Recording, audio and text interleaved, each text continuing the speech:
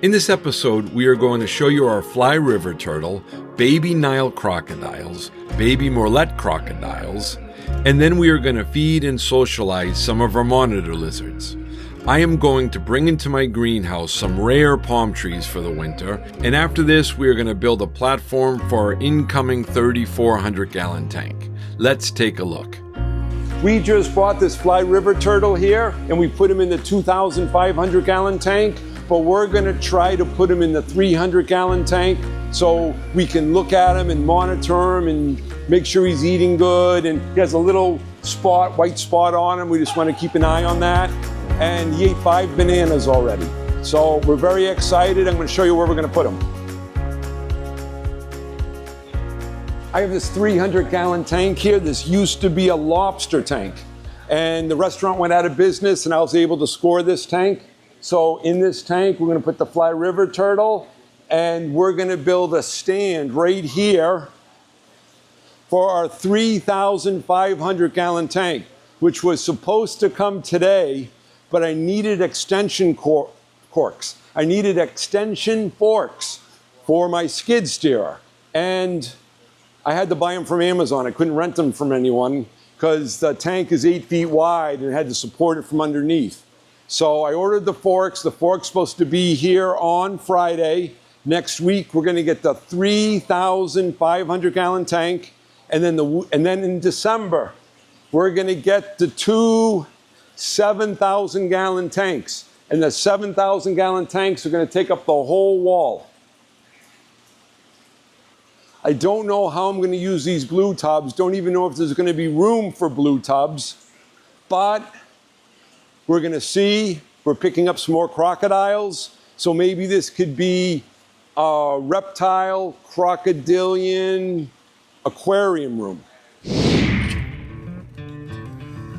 Little Nile crocodiles. These are 2025 hatchlings, so that means they were born this year. And they are vicious little crocodiles already. Not vicious, just very food motivated. So baby Niles are some of the most rambunctious little hatchling crocodiles that you can work with. I mean, they're ready to eat almost out of the egg. But they're just set up very basic right now for the first season that we have them. They'll be indoors, and then come about April, they will go outdoors. So you can see why you can't keep Niles together for too long, because they do punk each other. They bite on each other, they fight a little bit, especially when you're feeding them. But these little crocodiles can have the potential to grow 18 plus feet. So Nile crocodiles get absolutely huge. These little guys are just jumping for some cut up tilapia right now. And we make this noise to basically just clicker train them so they know, like, every time they hear that noise, food is involved. And this helps us throughout raising them. It lets them know when we're here to feed them, we'll make that noise. When we're here to just clean, we're not going to come make that noise. And then they'll keep that in their head for the rest of their life. So even when this is a big, dangerous animal, he'll know, like, oh, if they're making that noise, then food is involved. But if not, then something else is going on, whether it's transporting them, cleaning them, feeding them.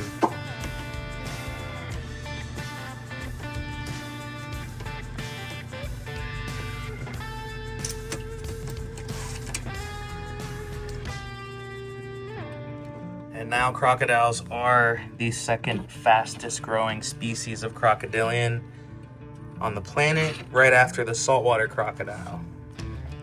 So they are all about their food, and they're growing a lot quicker than the hatchling Morlets we got, which they also have a great appetite. But the growth rate is very different with the Morlets than with the Niles.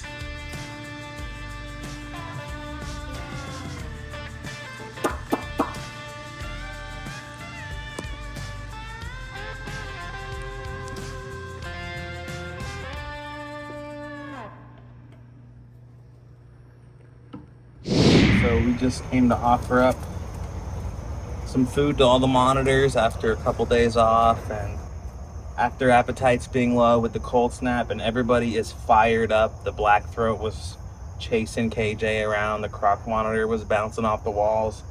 This guy, no different, came out with a lot of energy.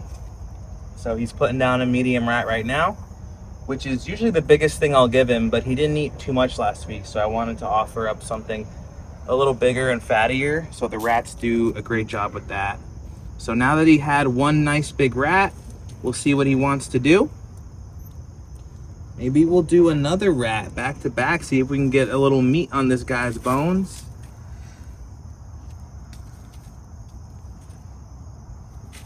We'll see if he's even gonna let me offer the rat to him.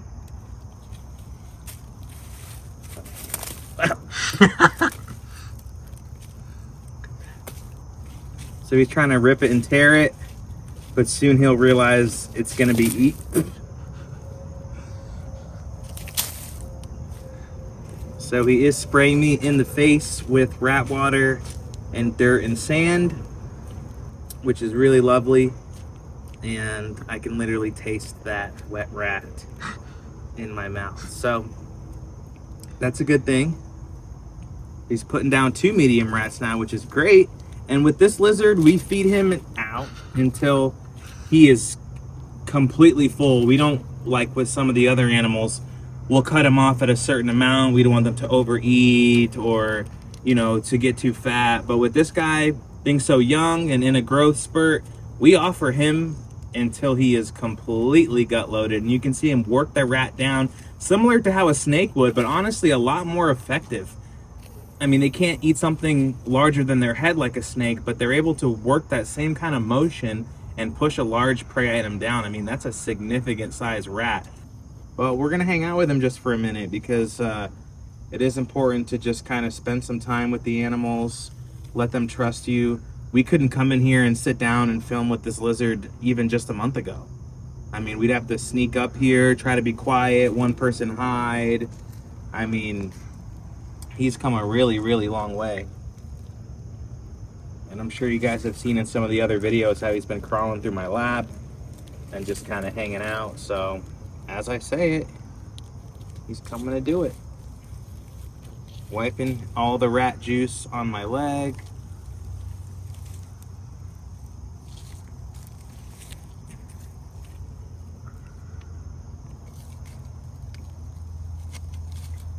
Claws feel really nice.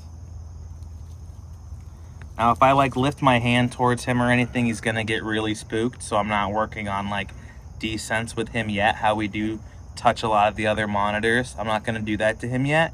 I just want him to be able to feel comfortable approaching me, climbing on me, and I'm trying to just make very minimal movement right now.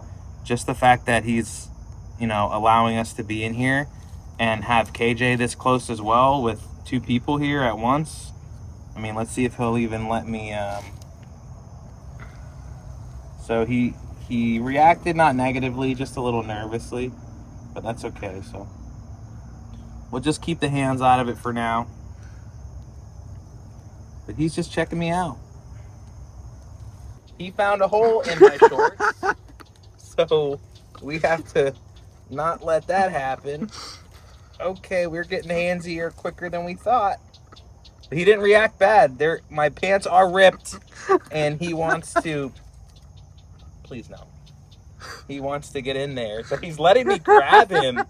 He's letting me grab him behind the neck, and he's just still sitting here chilling, so... I'm stuck here until he decides he's done violating me.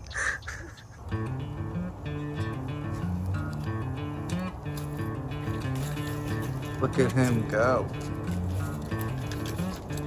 Oh, it's so hard to get that, but look, he's just beat me to it. Amazing.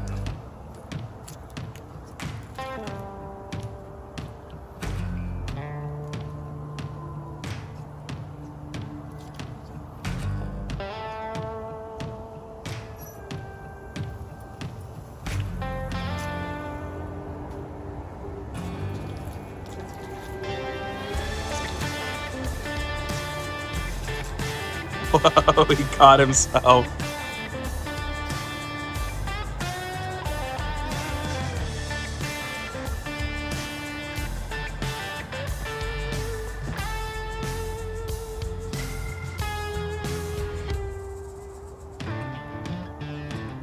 He might need to figure this out before he wants to take a bite, but he is Spider-Man'd up. Let's see if he wants rodents over birds today, because he chased those rodents like crazy, but okay, we're out of rodents. Let's see if he wants some fish. Oh, he's going back. He's going back in. That's okay. 2 big rats. I mean, that's a good meal for him. Okay. He's checking out her lay box. We brought some food. Let me get out of the way here. Look at that lightning speed all the way up to the top. Beautifully done. Look at that girl. Like a little lightning bolt.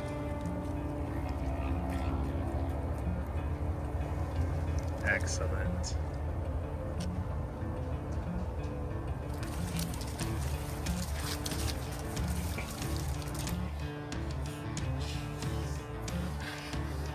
Oh, nice.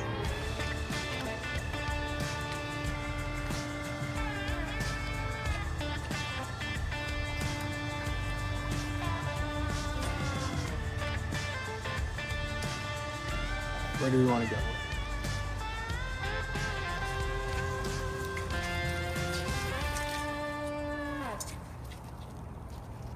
She is just on fire right now. I mean, lace monitors are really, really athletic and agile. I think the award still goes to the croc monitor, but these guys are neck and neck. I mean, lace monitors in the wild can fly up a tree in just a blink of an eye to elude a predator or to chase down prey. And that's exactly what you're seeing displayed right now. Some awesome natural behaviors. The upper body strength, the agility, the speed, just all the assets that these monitor lizards have. What we're going to do today is we are going to bring in all of our red ceiling wax palms. Red ceiling wax palms are the most cold sensitive palm there is. One of the most beautiful palms, maybe the most popular palm in the world for people that love tropical plants. And I'm going to try to grow them really, really big. I saw some spectacular ones at Excelsa Garden, and man, they're expensive. So what we're doing here is we got 50 of them. I'm going to put them in the shallow water tanks. It's going to hold 2 or 3 inches of water. We're going to space them out nicely, and we're going to have 50 red ceiling wax palms here. And we're going to get them all in today because it's going to get cold on Sunday night. This is a greenhouse, but I'd love to make this greenhouse look like a garden. I want to artistically put the palm trees and the tree ferns in such a way that you come in here and it looks a little bit like a conservatory, and maybe I'll go tree fern, palm tree, tree fern, but I want to space the plants out. I want them to be able to get big and beautiful. Look at this thing. This thing is like probably 8-9 feet tall. And the trick to these things is to get a good girthy trunk here. Then you do that by giving it plenty of water, plenty of fertilizer, plenty of space, but not too much sun. Sun, but not too much sun. When you get in these greenhouses and it gets all hot and soupy, it feels like 95, but I think it's 85 in here. So what I've done here is I've brought in my red ceiling wax palms, all 50 of them. I spaced them out and I put them in the shallow water here. They love water. You can't give them too much water. So we're always gonna have like 3 inches of water. These were built very simply. It's a piece of greenhouse plastic. And you see, I just get some 2x4s. I nail the 2x4s together, make it 3.5 inches deep, line it, and it holds the water.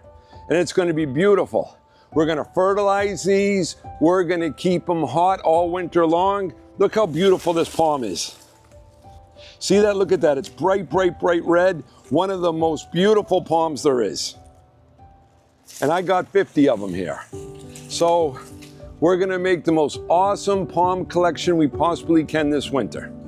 I've been collecting these palms for 3 or 4 years. I'm 6'3". These are all between 6 and 7 feet tall. We have them all in these 25-gallon pots. And once again, just look at those stems. Magnificent, magnificent palm. Some are fatter than others. You know, I like them thin. When they're nice and thin, you can see the red stem. When they're all in these big clusters, it's harder to see the red stems. I saw this one guy, which I thought was amazing. He just sold them as a single stem, like 12 feet tall. A lot of people like them clumped like this, but I like to be able to see the red, and you got to really open it up to see the red, you know? So we'll see how it goes, but I'm going to try to get a foot of growth on them this winter, and maybe a foot of growth on them next spring and summer. These forks just arrived. These are the forks I'm going to use to move that gigantic tank. They're 8-foot forks, and you see we're putting 8-foot forks on 4-foot forks. So I'm going to be a little nervous to make sure it works, but this is what we have to unload the aquarium. Aquarium's not really heavy. I think the aquarium is about 1,500 pounds, and it's going to be coming next Wednesday. The forklift has these 4-foot forks. We're going to put 8-foot extensions on.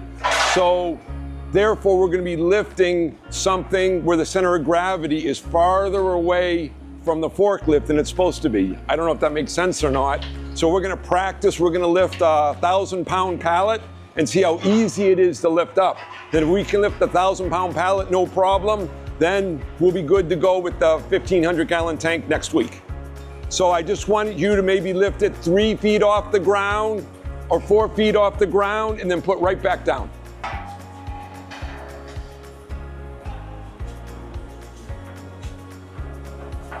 Okay, go up.